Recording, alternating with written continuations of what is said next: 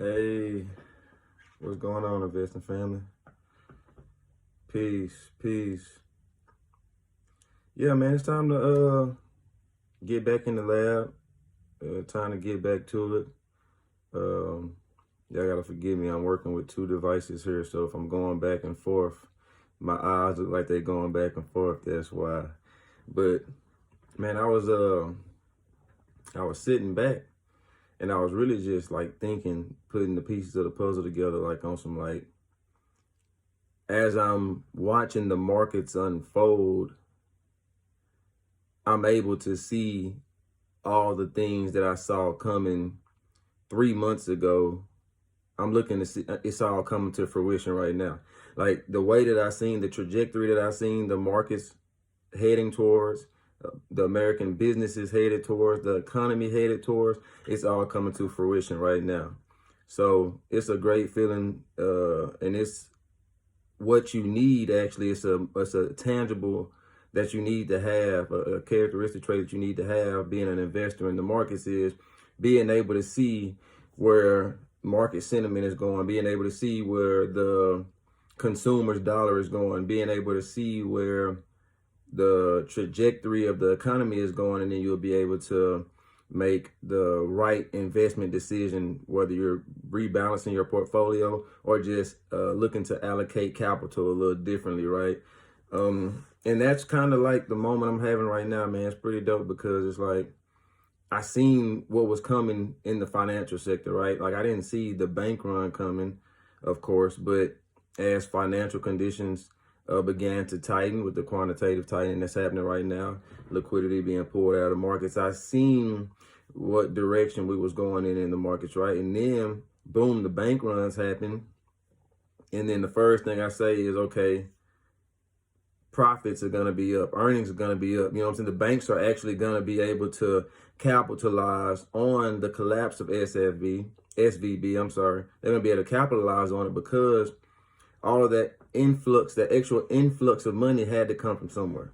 It had to go somewhere. The extra influx of money had to go somewhere, and it went to the big banks, right? The money that comes from regional banks, when the people are pessimistic and when they're skeptical of the markets and or the economy, they have to do something. They have to do something else, right? But they still, the average person isn't gonna go back and be like, okay, let me take this money and go invest it. Let me take this money and put it in the money market account. Let me take this money and go buy some, some bonds, some stocks, some crypto, some real estate, whatever, right? They're gonna take it from this bank that they don't trust and go take it to another bank that's gonna do the exact same thing with their money that the last bank was doing. The only thing is the bigger banks have more infrastructure. The bigger banks tend to make better financial decisions and are more stable than the smaller banks. Regional banks aren't volatile or unstable. They're just they're just a medium size, man. They're not as big as the big banks, right? So I guess it just warms my heart to know that, to have the foresight to be able to see what's coming, to predict it, to prepare for it, and then to capitalize on it. That's the name of the game right now. And that's what you as investors want to be able to do. Okay? See what's coming, act as if you know what's coming, and then reap the benefits from it, right? You gotta put that act behind it. You have to implement what you know to be true. You have to trust your judgment, and then you have to, pull that trigger and position your portfolio, your invested capital or whatever like that, diversify accordingly. So, and this isn't the first time it's happened, man. I've been doing this for a minute, man. I've been having them crystal ball moments for quite some time where I've been seeing everything. When airline stocks took off, call it that. Sports betting, when that took off, call it that. The markets, the economy, and monetary policies, they leave a trail of breadcrumbs for an investor to follow behind and print money. You know what I'm saying? Like they leave a trail of breadcrumbs. Like if you can follow this trail of breadcrumbs, it's 100% certain that you're gonna print money in the stock markets if you know how to play the game.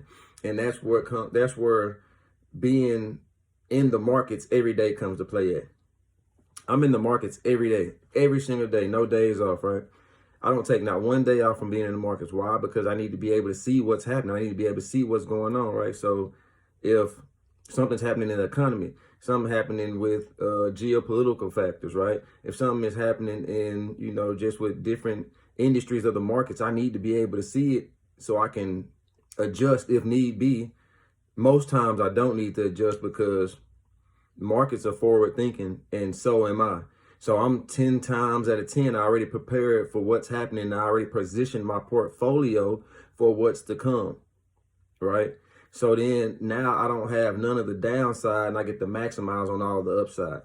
And that's how you want to play this game. That's how you're going to get the most bang for your buck, right? So right now we have growth is slowing for businesses.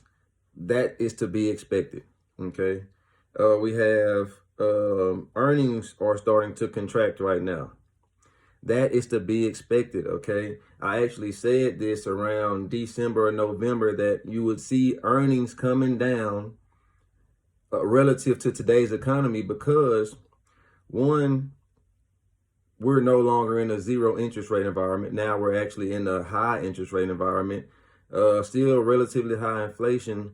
Here's the reason why earnings were coming down, were expected to come down, why I knew it was going to come, why I knew it was going to happen, and how I was able to capitalize on it. I knew earnings were coming down because it was so much economic stimulus from COVID that it just couldn't be sustained.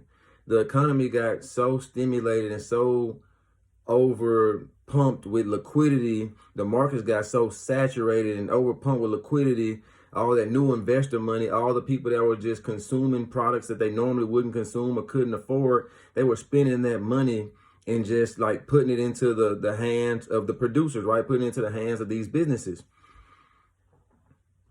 Well, here's the thing. It's called the law of rhythm. What goes up must come down. It goes in flows. It goes in cycles, the ebbs and flows of the markets, right? That is not sustainable. That level of liquidity in the markets wasn't from just the average earnings of your average individual. That was from government, right? That was from government stimulus. So once the stimulus stopped, of course the money's going to stop flowing, right? The money's going to stop flowing. So once the money stops flowing, it takes time for this data to catch up, right? So these businesses were still growing, they were still enjoying that surplus of extra capital that they had due to the quantitative easing cycle that we were in during COVID and the pandemic. So they got a chance to build, they got a chance to grow, they got a chance to spread their wings and fly. But guess what happened? Once that quantitative tightening set in and that liquidity started getting poured out, it wasn't no more money getting pumped into the economy, and the consumer had to be more cognizant of where they spent their discretionary dollar. Guess what happened? Guess what happened? Like clockwork. Boom. Earnings slowed down just like that. Earnings slowed down. Growth slowed down. Everything comes to a halt because it is cause and effect. It is simply cause and effect. Because this happened with COVID, this is happening outside of COVID, on the other side of COVID, I should say, right? It's expected that wasn't going to be sustainable. Now, here's the thing. Does that mean that these businesses aren't good businesses anymore? No, it doesn't mean that. It just means that the earnings are going to come back down in proportion to where they're supposed to be at, right? But the thing is, they're not going to come back down to COVID levels, to pre-COVID levels, I'm sorry. They're going to be up a bit more from that point because these businesses have grown from that point, right? It's just a pullback in the economy. That's all that's happening right now. Business growth in businesses are slowing. The good companies, the strong companies, the large companies are still in fact growing. They're just not growing as fast as they had been these past 2 years. And then the smaller companies, or the companies that aren't as structurally sound as the bigger businesses, they're going to feel the impact even more. Some of them are being dissolved. Some of them are going out of businesses. You've seen companies filing for bankruptcy. Here lately, we had a business just recently filed for bankruptcy. You're seeing this happen right now. Was it Bed Bath & Beyond, I believe. You're seeing this happen right now in the midst of economic turmoil. Okay? During certain economic crises or monetary policies, you will see the weaker businesses that probably should have been fell off a cliff. You will see them unable to survive the turmoil because they're not built for it. They don't have the infrastructure for it. They don't have the cash for it. The business isn't run properly enough for it. And they just don't have the support that they need to be able to sustain certain levels of profitability, to be able to sustain increased revenues, increased earnings, and things like that, right? So it's only natural that you will see a pullback and a slowing growth in businesses because there's less liquidity in the markets, right? The Fed actually is, they are banking on businesses slowing. They need businesses to slow. They need businesses to slow growth. Okay, that's what the whole thing about raising the interest rates is for. It's to pull liquidity out of the markets. It's to slow the economy down. That's what the Fed is looking to do. They want to slow the economy down. They want to bring it back down. Right now, you have liquidity up here. You have inflation up here. Interest rates are beginning to be up here. But what the Fed is looking to do, you have labor unemployment rate is up here. Labor wages and everything like that is up here. What the Fed is looking to do is bring it back down. Bringing it back down. And it's slowly happening over time. So you're going to see growth slow. That's to be expected. But like I said, the strong businesses, it won't matter. It doesn't matter with the strong businesses. They're going to be a good, strong company regardless. They're going to be able to survive and weather any storm. They're going to be able to navigate any economic cycle. Why? Because they have the structure. They have the management. CEOs play a big part in what businesses do. The CEOs, the CFO, COO, they play a big part in how a business is fundamentally ran. That's the difference between a company like Delta back in January, I believe, January, December. American Airlines was closing. They were canceling a bunch of flights and delaying a bunch of other flights, right? Giving refunds, everything in between, right? Delta didn't have to go about doing that. You want to know why? Because Delta is more structurally sound than American Airlines was, right? They had the policies and procedures in place to ensure that they could get those flights off the ground on time, without delay, and without cancellation. That's the difference in business. You have a business like FedEx, which was actually thriving, but then in the same economic cycle, you have UPS, not falling off a cliff, but they're not, you know what I'm saying? They're feeling the pressures of the economy a bit more, right? From supply chains to, just the logistics of transportation to, of course, when we had the oil crisis, they were just, it was the same problems, but the businesses dealt with it differently.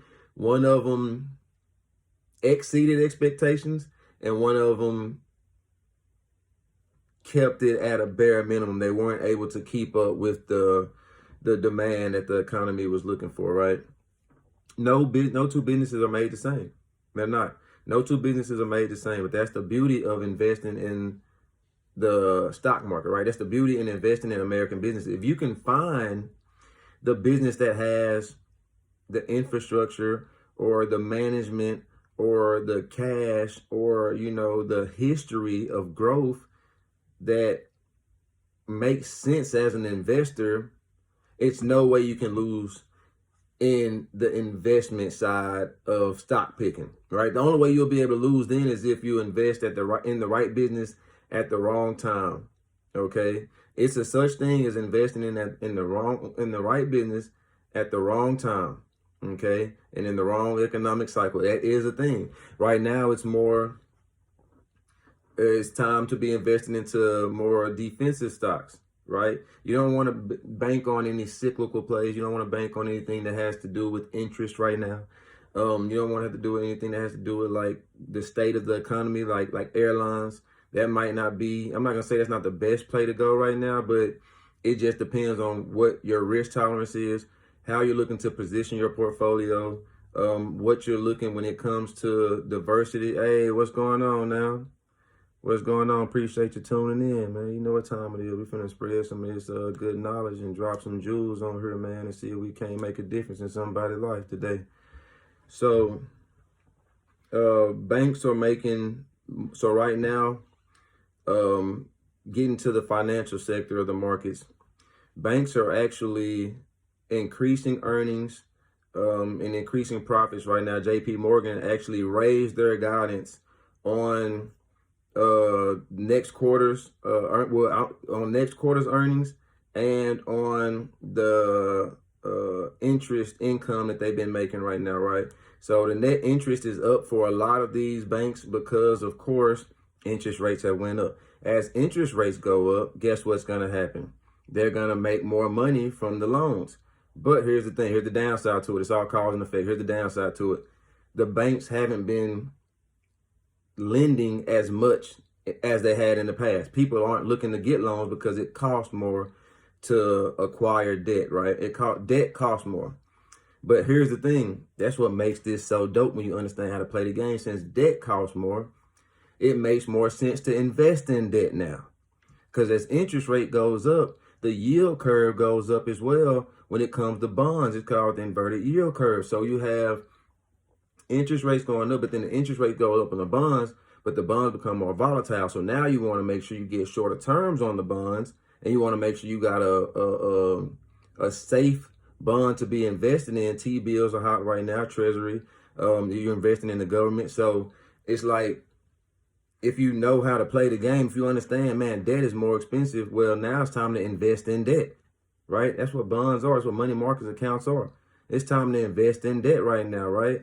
And get it while it's cheap, because the prices are good, the yields are good. Bonds, a good T-bill will get you 4.8% right now. Money market account will get you 4.7% right now. It's time to invest in debt. You see, the economy is showing you where the money is going to right now. So, like I said, debt is more expensive. So right now, you want to stay away from the more cyclical businesses that require debt, like, you know, maybe some REITs, companies that have mortgages like banks, home loans. Stay away from the automotive sector. Things that would it'll cause fluctuation in the markets just due to higher interest rates and nobody wanting to buy. No one's not looking to buy houses right now.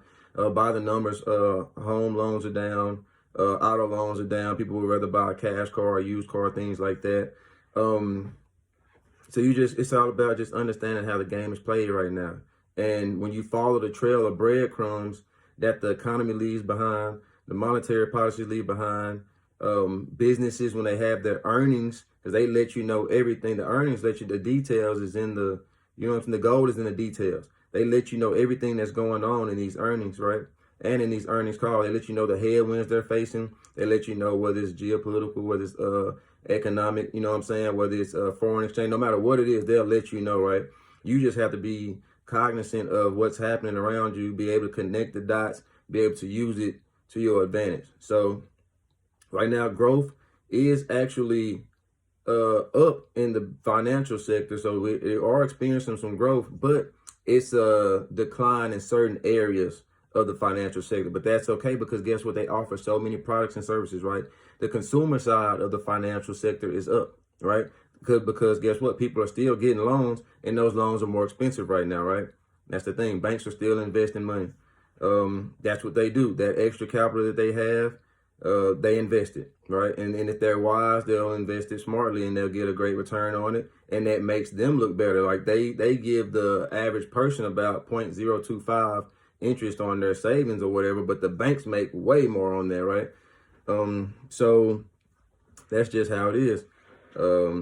It's when it comes to those parts of the markets that are going to be down right now, those cyclical industries, sectors of the market, I mean, it's okay to invest in them, because when the market cycle reverses, these are going to be the businesses that are going to go up, right? So let's say you want to invest in an automotive company right now.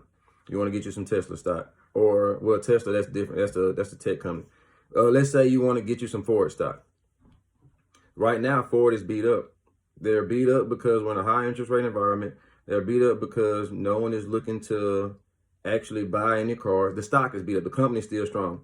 And you're asking yourself, man, would this be a good investment to make? Yes, it's a good investment to make, because the price is cheap and the valuation is good. but you're not going to see the upside until maybe a year, 2 years out, when the economic cycle reverses, right? And when we come from, right now we're in a deleveraging economy. Right now we're in a semi-high inflationary economy and a high interest rate economy. So when the market cycle switches, the economic cycle switches, you'll have another handful of basket of stocks that will rise with the economy, and then you'll have the other stocks that are up right now at an all-time high. They'll be starting to decline and come down. They'll come back down as the market shifts. You have your defensive sectors of the markets, your utilities, your consumer staples, and your pharmaceuticals, your healthcare. They're going to be good regardless. No matter what market cycle we're in, you're going to be good to invest in those. But for the other industries that aren't a part of the defensive sector, you'll have to know how to play that, right? And it's going to be, where's the economy telling me that this industry is in, right? The economy is going to let you know what's happening in the world around you, what's happening in the landscape of business will let you know what cycle of business is in. Right now, we're in a high inflationary environment. So if you're investing in a company with goods and services, there's a chance that they raise the price on those products in order to keep up with inflation. So they'll actually have an increase in earnings if they don't drop down the prices too much as inflation comes down. As interest rates go up, you're going to look for, you're going to be able to see that it's not going to be favorable for certain industries, right? Okay, so right now, Elon Musk is looking to make Twitter the next WeChat. If you don't know what WeChat is, that's a super app in China. I want you to look it up. They have everything on there from e-commerce to like payments to of course they got chat, and it's just a whole community, right? It's a whole platform. It's a whole space. It's like Amazon on crack or something like that. You know what I'm saying? So boom. So he's got that going right now. And now he partnered with eToro to bring investing to Twitter. So now you'll be able to invest in stocks, crypto, everything else on there, right? Here's the key. This is what makes this important, is because now what is happening is Elon Musk is using and leveraging the American infrastructure more and more, right? He's becoming more of a part of everyone's like everyday necessity, right? On social media. Just bought American Airlines, so now, you know, travel, transportation rights are part of American infrastructure. Now he's the owner of that. He has the satellites, you know, they have the satellites up there with the broadband, getting, you know, of course, you know, data to and from, controls that. Man, that's crazy. And it's just every part of the American infrastructure, this guy has a part in, right?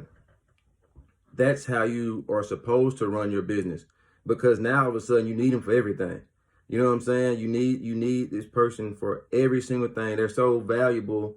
And then here's another thing too. Speaking of Elon Musk, guy knows how to make money out of thin air, okay? Because look at this. When it comes to putting eToro partner with Twitter, now guess what?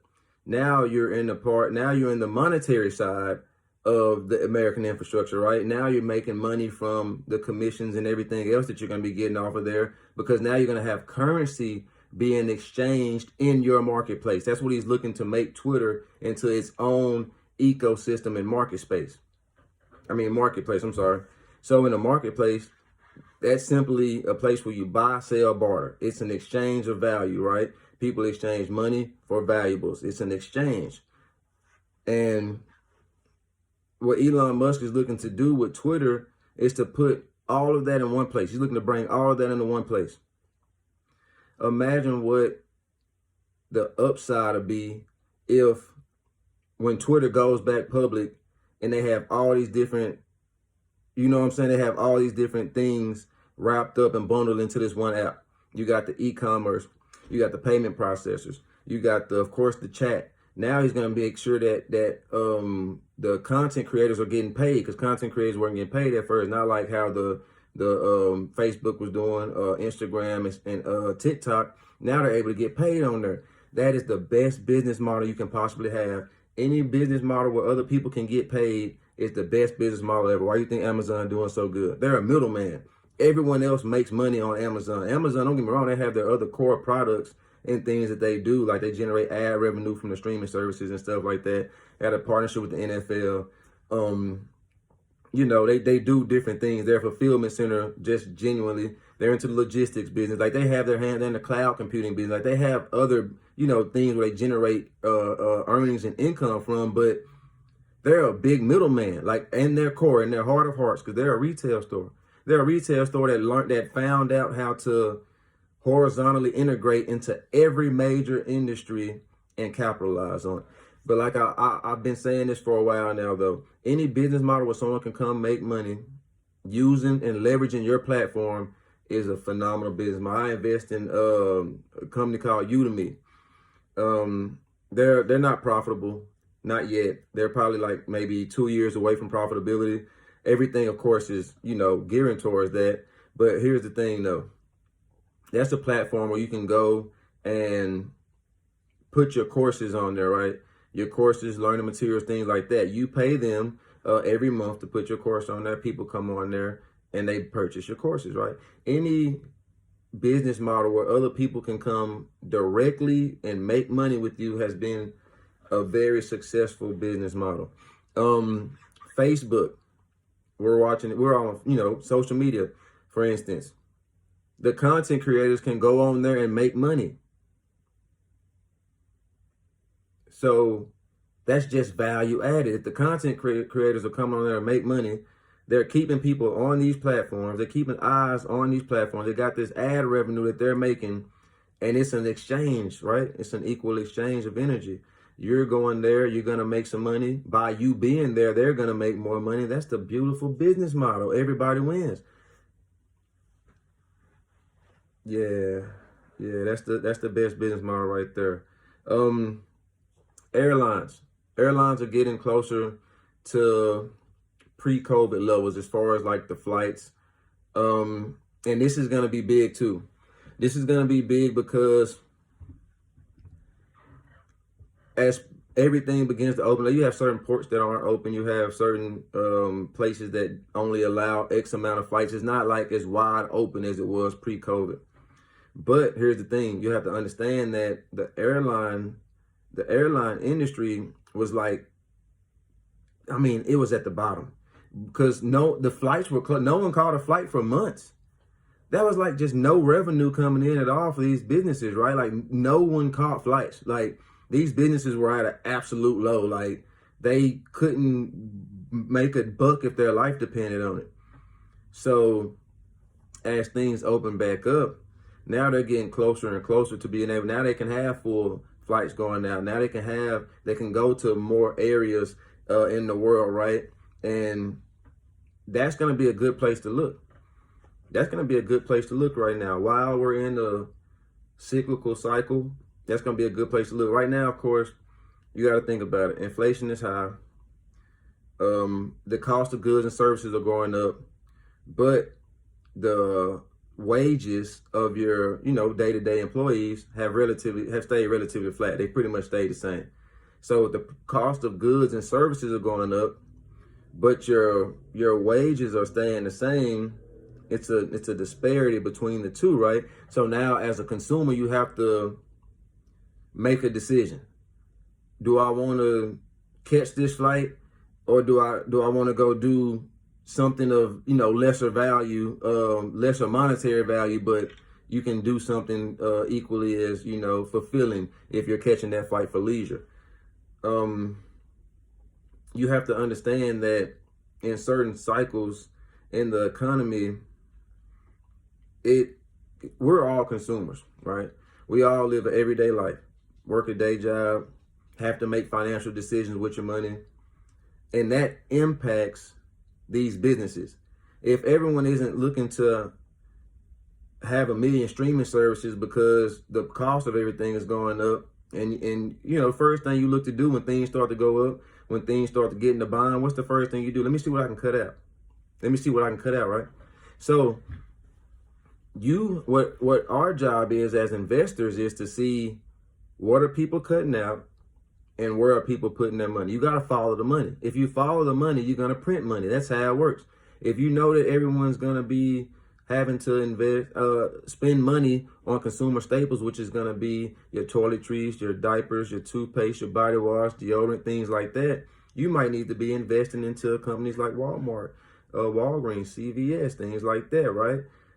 Target, you know what I'm saying? Like, you need to be investing into businesses that offer what people need. Right now, you have credit, actual debt, MasterCard, Visa at an all-time high. Historically speaking, of course. So that means right now people are swiping their credit cards left and right. The debt is becoming more expensive. These companies are making money hand over fist. Don't get me wrong. If it makes sense to invest in these businesses, this is the time to do it. They're printing money. If they're printing money, then guess what? You print money. If a company that you're looking to invest in is printing money, you will print money. That's how it works. It's no way around that. If you know where to put your dollar at that can earn, labor, and work for you and come back with a solid return, you're ahead of the game. You're ahead of the game. All right, investor fam, I'm Stock Market J. I'm here to say today, until next time, peace.